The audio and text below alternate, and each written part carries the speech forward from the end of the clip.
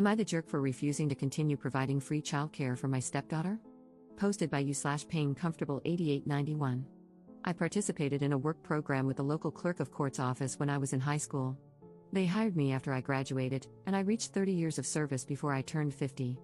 With 30 years of service, you can receive your full pension at any age. I worked until my first grandchild was born, then retired to be grandma daycare. I have 5 grandchildren, an 8-year-old boy from my stepson, a 7-year-old boy from my son, a 5-year-old girl, and an 18-month-old boy from my daughter. I babysat all of them without issues or complaints. I still care for the 18-month-old Monday through Friday and watch the older ones during the summer and school holidays. My stepdaughter and her boyfriend have been non-stop drama since before their baby was born. When she was 10 weeks pregnant, they gave me a 3-page list of rules for babysitting. They said if I didn't sign it, I wouldn't be allowed to babysit. I told them I understood their need to do what was best for their baby and assured them there would be no hard feelings if they made other childcare arrangements. Some rules were almost understandable, but most were downright ridiculous, and none of them were going to work for me.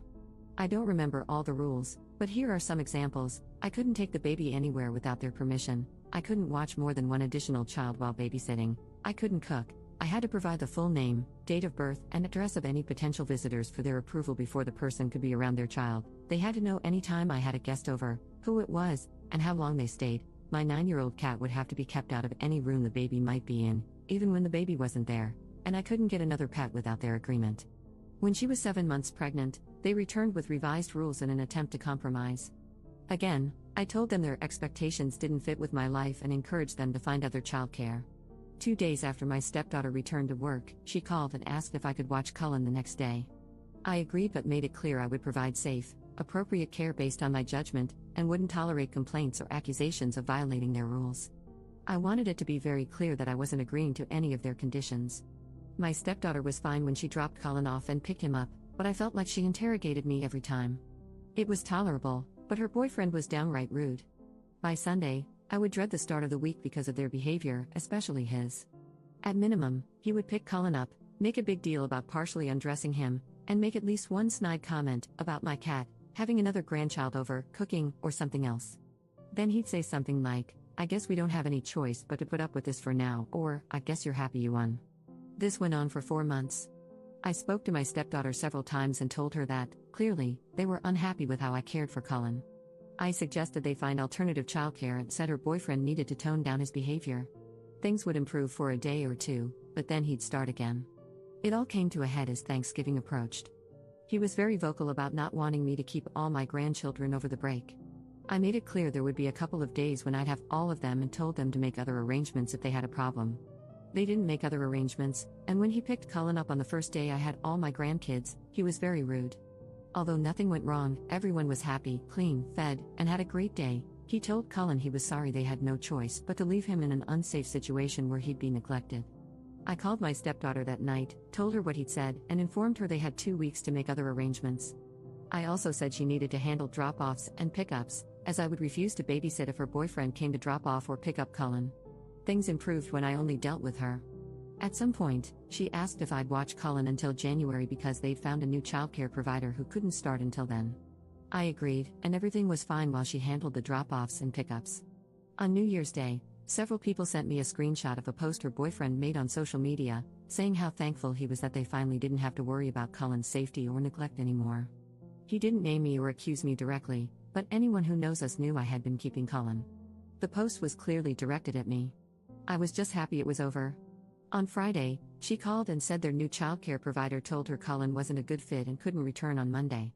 She asked if I'd start babysitting him again. I told her I was sorry for their situation but didn't feel comfortable keeping him anymore. My husband and stepson think I should agree, provided Amanda handles drop-offs and pickups, because they believe her boyfriend is the real issue. My stepson also commented that I'd probably be more willing to move past this if it had been a conflict with my daughter's husband. For context, my pension is about $4,000 per month, plus continued health insurance. This accounts for about 40% of our household income. Am I the jerk for refusing to watch Cullen again? Update 1 day later. First, let me address the common suggestion that Amanda's boyfriend is purposely sabotaging their childcare to trap her at home. They make roughly the same amount of money and definitely can't afford to lose half their income. I seriously doubt he wants her to stay home. Second, I would never tell my stepson to find someone else to watch his child because of a simple difference of opinion. My grandson and I have a very close bond. He's the oldest, and it would break both my heart and his if he didn't come spend his holidays and summers with me. Plus, he's a huge help with the little ones when I have them all and things get hectic. I would never be so petty as to make him, and all my other grandchildren, suffer because of an adult disagreement. I sort of asked around about why they were dropped by their new sitter so quickly. Apparently, they weren't. Amanda picked Cullen up and dropped him off both days he went, and everything was lovely. He did cry quite a bit, but they expected that to improve as he adjusted to not being held as much. My husband and stepson talked to Amanda, and she said they realized they can't afford daycare. They already made the easy changes, packing a lunch, giving up fancy coffee, etc., and his dad and her mom are both contributing about $100 per month each towards childcare. They can barely afford it, but they didn't realize you have to send everything the baby needs. I buy diapers, wipes, formula, bottles, extra clothes, etc. They just hand me the baby. They didn't realize that daycare doesn't cover all that. Also, imagine her boyfriend's surprise when he found out what the staffing ratios are in this very expensive daycare. One adult cares for 5 infants. I guess he thought someone would provide one-on-one care, along with diapers, wipes, and formula for $350 a week. My stepson relayed their almost apology. They felt overwhelmed by an infant and couldn't imagine that someone else could manage that plus other things. Cullen is going back to daycare tomorrow.